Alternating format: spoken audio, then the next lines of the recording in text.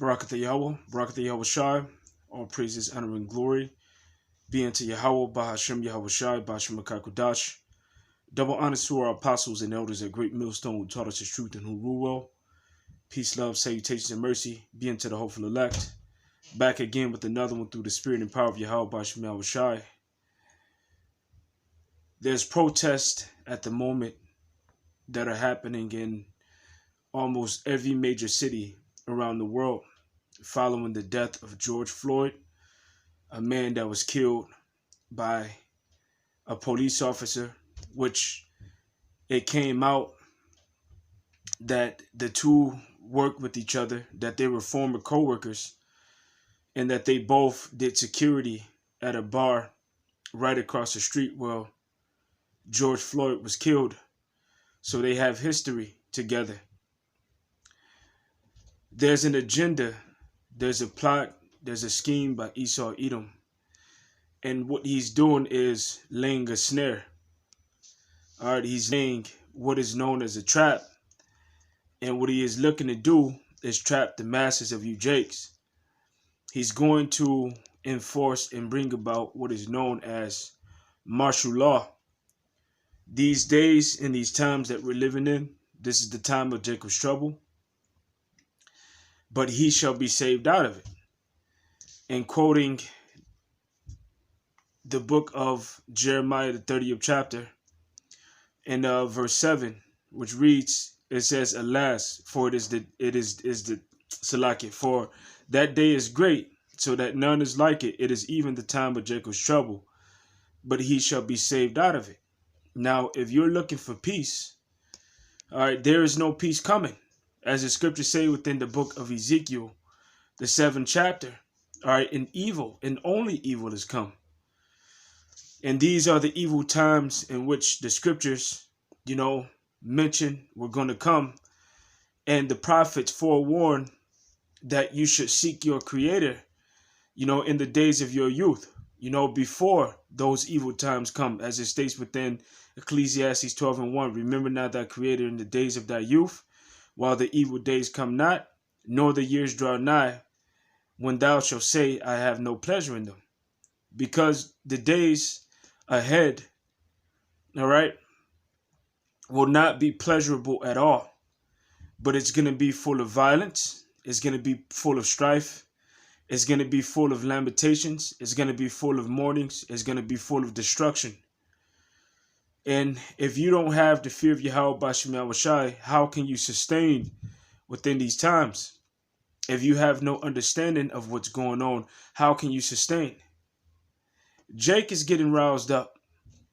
And Esau knew that Jake would eventually get roused up in this capacity.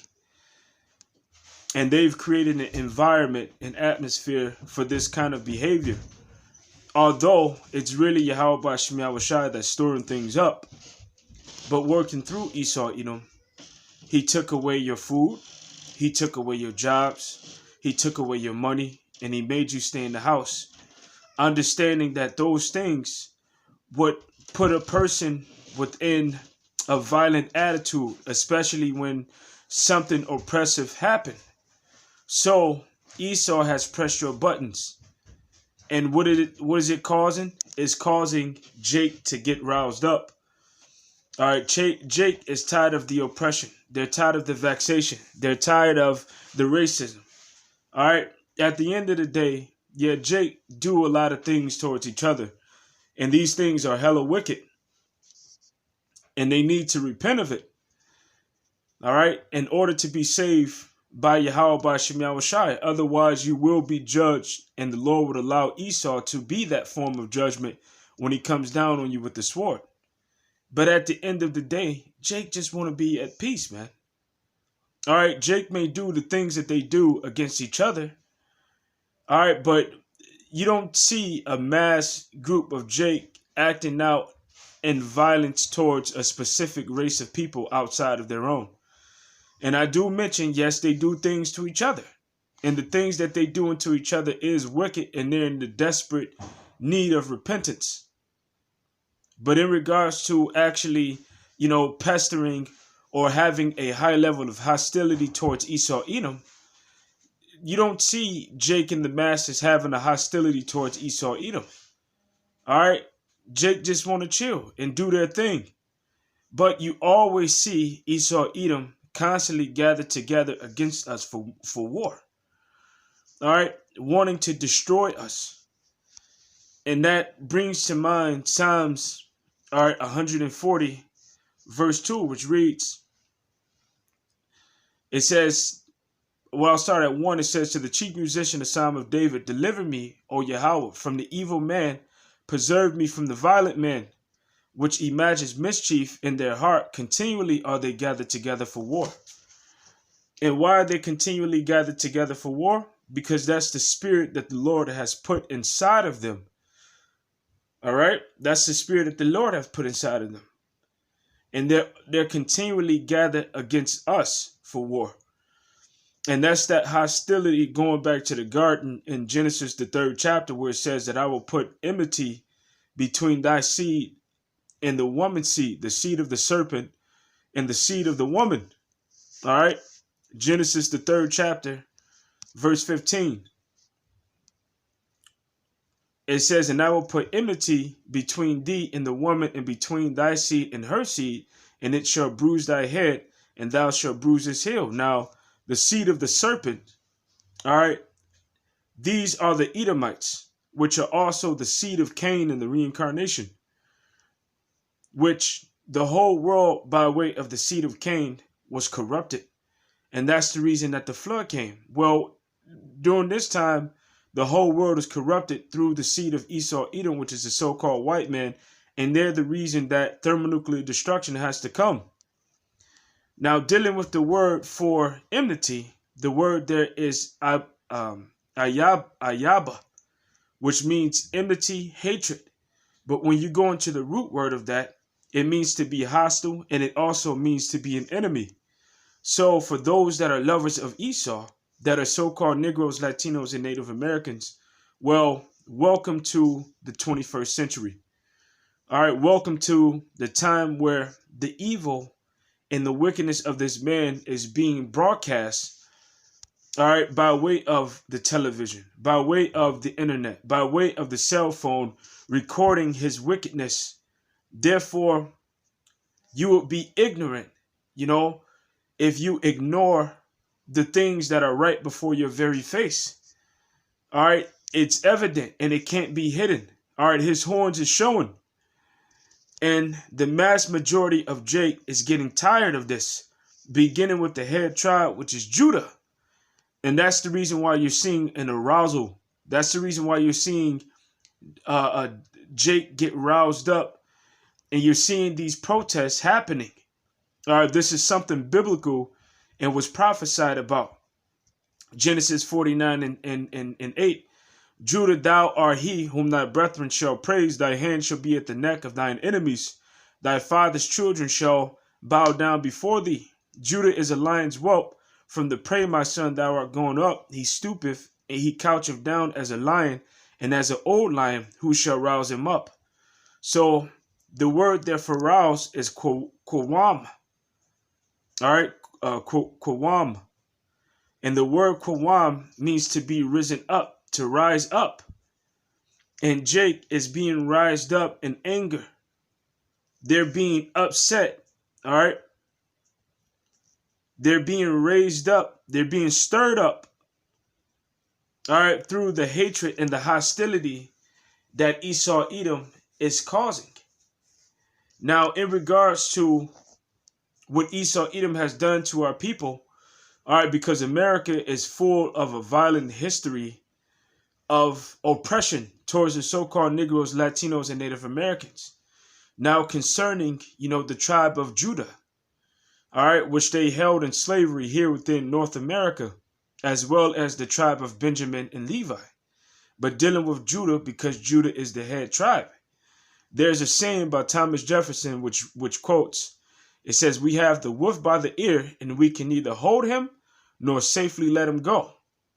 And reading this from Monticello.org, it continues, and it says, as the Missouri crisis continued in 1820, Now, the Missouri crisis was a situation where they were speaking about emancipating Jake, which we understand that the word emancipate means to transfer. All right, it means to transfer. So when they speak of this great emancipation proclamation, all right, it was a proclamation to transfer slaves from being slaves in the South to being slaves up north. At this particular time, they wanted to free the slaves within Missouri, or emancipate the slaves within Missouri. I can't use the word free because they're not truly free. And what should have been a small situation to free them in Missouri, all right, basically became a big thing, all right, to really emancipate the slaves west of the Mississippi, all right, which this is a quote, to quote it again, by Thomas Jefferson. It says, "We have the wolf by the ear, but we can neither contain him, or we can neither hold him nor safely let him go." Now, what this is speaking of, this is speaking of basically the right thing to do, all right, the just thing to do, all right, would be to free the slaves. But Esau is more concerned with self-preservation. All right, their country thriving. All right, them continue to make labor-free money, or I'm sorry, not labor-free, receiving money that was extorted by free labor, versus letting someone go because you know that they have done wrong. Now, as a person that takes a dog or a wolf by the ear, the longer you hold them, the more agitated they become, and the more that they want to sink their teeth inside of you, which is their defense.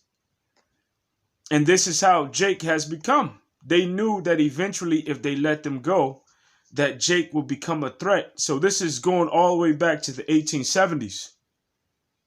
All right, Esau has taken a dog by the ear, or a wolf by the ear, that wolf being the so-called Negroes, Latinos, and Native Americans.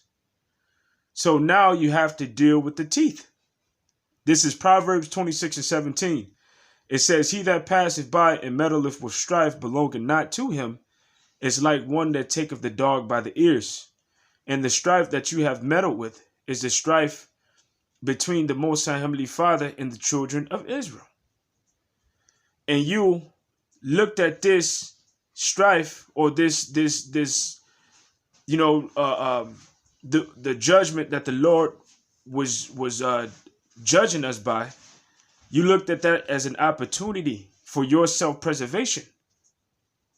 So therefore, you came and you took us by the ears. So you can't let the wolf go. You can't let the dog go, because if you let them go, they're going to bite you.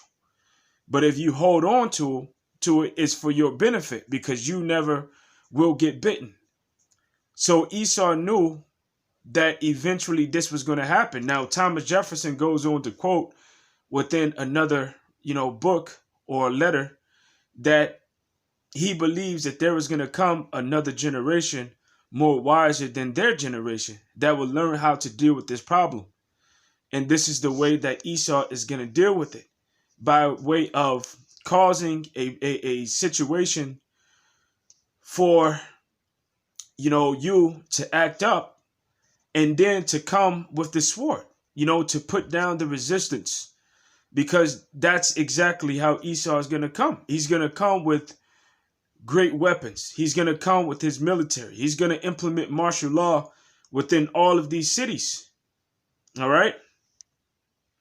The book of Psalms, the 10th chapters, or the 10th chapters, the 10th chapter. All right. It says, "His mouth is full of cursing," Psalms 10:7, "and deceit and fraud is under his tongue, is mischief and vanity. He sitteth in the lurking places of the cities. In secret places doth he murder the innocent. His eyes are privy against the poor." So if there was no cameras involved, this cop that killed George Floyd would have gotten away with it. The cop that killed, the ex-cop that killed Ahmad Amari, he would have gotten away with it. So therefore, in the secret places, they look to murder the innocents. All right. Reading on, he lieth in wait secretly as a lion in his den. He lieth in wait to catch the poor. He doth catch the poor when he draweth him into his net. And this net that he wants to draw you into is this situation where you begin to act violent. You begin to act, wild and crazy, which they have every right to do so because they're sick of the oppression. All right. And all of the things that you have been doing to oppress them. But this is a trap, that you're being lured into because Esau wants you to act like this so that he can be justified when he comes after you, so that he would use his great force, his great military force, all right, and bring in insurrections upon you and to slay and kill the majority of you, which a lot of Jake that do get slain and killed, it will be the judgment of the Most High Heavenly Father. And there's going to be some righteous that get killed as well, but they're going to die an honorable death. So things are going to get so rough and so tough out here, baby. It's going to get so rough, so tough out here, baby. And not just in California, but around the globe, around every one of the states of America. All right, things are going to get so bad for Jake that the only thing that we will be able to rely on is a miracle by Yahweh Bashim Yahushai, which that miracle will be Yahushai coming. And that's the reason why it is highly important for you to stay yourselves upon the Most High Heavenly Father, the faith in His Son, and in the fear of the Lord. Because these are the days of vengeance. All right, you had a day of vengeance back in 70 AD. That was the days of vengeance. All right, but these times are going to be even worse than they. Luke, the 21st chapter, verse 22, it says, "For these be the days of vengeance, that all things which are written may be fulfilled." Now, the days of vengeance back in 70 AD were speaking about the Romans coming in like a flood, in which the modern day Romans are going to come in like a flood during this time. But within this time, it's going to be even more worse than the times back then. All right, because Esau has a greater military than what the Romans had back in the ancient world. So they have a greater military, and they're going to come with fiercer anger, and they're going to do a lot of killing and destroying. In so much that it's going to take a miracle for us to be delivered. The book of Daniel, the 12th chapter, in verse 1, it says, "And at that time shall Michael stand up, the great prince, which standeth for the children of thy people, and there shall be a time of trouble, such as never was since there was a nation, even to the same time. And at that time thy people shall be delivered, every one that shall be found written in the book." So the ones that will be found written in the book is the elect. Those are going to be the ones that are delivered from these times. And what they're going to do, as Yahushua said concerning 70 AD, the same thing applies now. When you go into the book of Matthew, the 24th chapter, and verse 15, it says, "When ye therefore shall see the abomination spoken of by Daniel the prophet stand in the holy place, whosoever readeth, let him understand." That abomination, all right, that maketh desolate, was speaking about the Romans coming in like a flood. Within Daniel's the 9th chapter in the 26th verse. "And after 62 weeks shall the Messiah be cut off, but not for himself. And the people of the prince that shall come shall destroy the city and the sanctuary, and the end shall be with a flood. And unto the end of the war, desolation are determined." So the same thing is getting ready to happen now, but it's going to be worse. And the only way for you to escape these times is to stand in the holy place, which is the word of Yahweh Bashim Yahushai. Because Esau is getting ready to come in like a flood again. And guess what? This is going to be a war, all right, which is going to cause desolation, which is going to cause destruction. The word there for desolation is shamam, to be desolate, be appalled, stunned, to stupefy, all right, to be made desolate, causing horror, horror causer, all right, to ravage, to show horror, all right, because you're getting ready to see things unlike you've ever seen before. You're getting ready to see bodies spread out like dung, like on the scene from Hotel Rwanda, where they were driving and they started hitting bumps, and they got out the car to see why the road was so bumpy, and they were driving across dead bodies. Or like the movie, all right, that just came out on Netflix, and the image of the movie is in my mind, but I can't say exactly what the movie is. Bird Box. All right, when those bodies were all over the street, these are the days that we are entering into. All right, and Esau isn't going to show any remorse. He wants you Jakes to act out. He wants you to act crazy. All right, which Jake is getting riled up.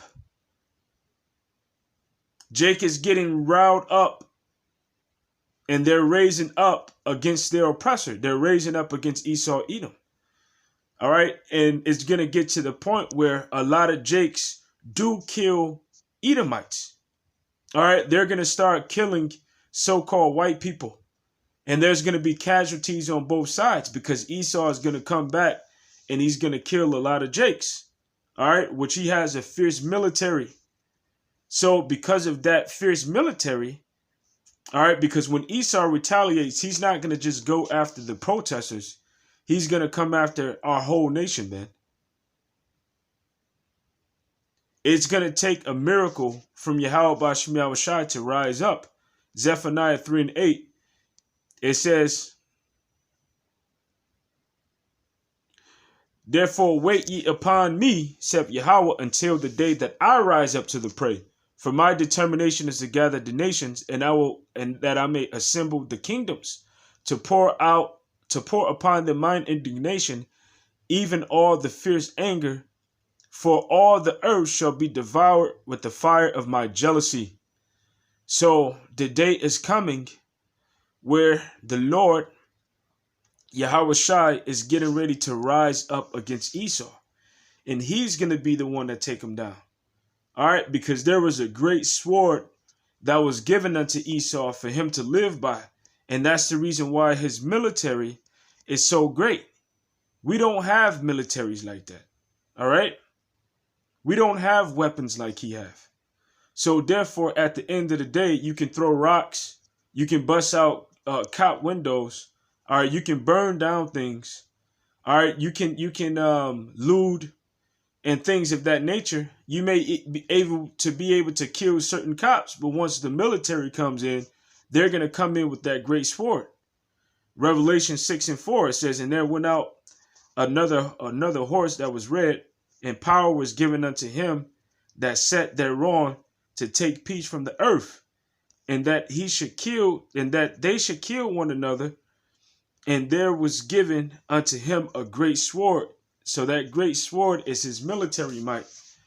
And there's no way that you, by yourself, as a small group, will be able to take down that man that possesses that great sword. Psalm 17:13. All right. "Arise, O Lord, disappoint him, cast him down, deliver my soul from the wicked, which is thy sword." Now, who is the wicked? Malachi 1:4 tells you exactly who it is. It says, "Whereas Edom saith, we are impoverished, but we shall return and build the desolate places. Thus saith Yahweh of hosts, they shall build, but we will throw down. They shall call them the border of wickedness, and the people against whom Yahweh have indignation." So the wicked, all right, which is thy sword, that is speaking of Esau, Edom. And he's going to use that sword. He's going to use his military, all right, to devour. All right, but the Lord is going to break the teeth of his military. All right, he's going to break the teeth, which is his military. which is going to come through. And how is he going to break them? He's going to break them by way of Yahushua. All right. This is Psalms, the 58th chapter. And beginning at verse 6, it says, break their teeth, O Yahweh, in their mouth. Break out the teeth of the young lions, O Yahweh. Let them melt away as waters which run continually. When he bendeth his bow to shoot his arrows, let him be cut in pieces. All right. So Esau's military is getting ready to be deployed on you Israelites. All right. That are out here, protesting and rioting. And it's going to get to the point where there's going to be a race riot. There's going to be civil war. And there's going to be casualties on all sides. Now, in order to be delivered, Yahushua is going to have to intervene. Which Yahushua is going to come with Michael and the rest of the angels. And they're going to be for the elect to deliver them out of these times, out of this time of trouble. The book of Psalms, the 60th chapter. Because this is who it's going to take to rise up to truly take down our enemy and our adversary. All right. This is Psalm 60 and 9. Who will bring me into the strong city? Who will lead me into Edom? Will not thou, O Yahweh, which hadst cast off? O thou, O power, which didst not go out with our armies, give us help from trouble, for vain is the help of man. So you individuals, you can't save each other. You can't save yourselves. All right. But although you're being provoked and you're rising up, which is beautiful to see this, man. All right. It's beautiful to see it because it's long overdue. And understanding what comes after this happens. All right. The kingdom of heaven. This is what we want, man. All right. We're tired of Esau, Edom too. But we understand that it's going to take more than just Jake rising up to take this devil down. It's going to take Yahweh Bashim Yahushai, man. All right. There was a scripture that came to mind. It kind of escaped me at the moment. All right. Out of Ratazah, the Lord brings it back. Let me see. Let me go back. For vain is the help of man. Let me see if I can cross-reference that. Psalms 108, give us help from trouble, for vain is the help of man. Also, Psalms 124 goes in. All right. Let me read Psalms 124 and 1.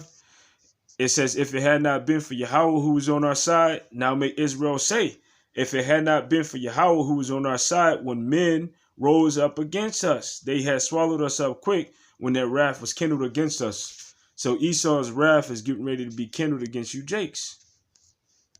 All right. Psalms 146 and 3. It says, put not your trust in princes, nor in the sons of men in whom there is no help. His breath goeth forth, he returneth to his earth. In that very day his thoughts perish. Happy is he that hath Yahweh of Jacob, or the power of Jacob, for his help, whose hope is in Yahweh his power. So that's who you're supposed to be putting your trust in. All right, things are about to get very, very bad out here. All right, it's a beautiful thing to see Jake rising up, but we understand that, Esau is getting ready to rise up too on the left-hand side. And Esau is going to use, his blessing, which he had perfected his blessing. And he's going to use that blessing to kill a lot of Jakes. And in that day, in these days, it's going to take Yahushua to rise up for us to deliver us from this devil. So with that, I truly hope that this lesson have been edifying. All right, until the next time, Shalom.